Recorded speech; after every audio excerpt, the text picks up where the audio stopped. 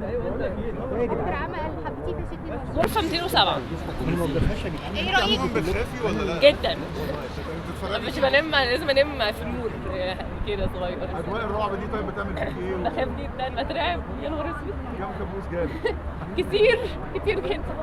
رأيك ايه ان احنا بقينا نعمل رعب وبقينا نعمل اكشن؟ حاجة حلوة قوي قوي قوي، ومبسوطة جدا بحاجة زي دي، وبقيت اخاف. يعني كنت زمان ما بخافش من الحاجات الرعب المصري كده، دلوقتي بقيت لا، بقيت حاجة. ممكن نشوفك بتغني قريب؟ لا طبعا، شفت تعمل كده انا خايفة. كده يا فرح عايزينك توجهي رساله للمستشفى 57 بعد انا على طول بكلمهم بجد. 57 مستشفى كبيره جدا، وان هي تمر بازمه زي دي كارثه كبيره جدا جدا جدا، وان فرع منها يقفل دي كارثه كبيره.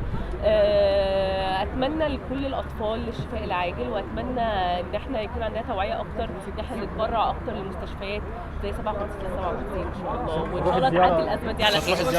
لا انا اصلا كده انا لسه مكلماهم ومتفقه ان انا اروح زياره قريب ان شاء الله، ورحت لهم قبل كده. طبعا دايما بتروحي الاعمال الخيريه وكده. لا بالذات كانسر، لان يعني مامتي كانت وليدة كانسر واحدة هي كذا مرة، فأنا عارفة المعاناة اللي بيمر بيها كمان الأهالي. طيب أمنيتك في 2023 إن يبقى في سلام أكتر لكل الناس.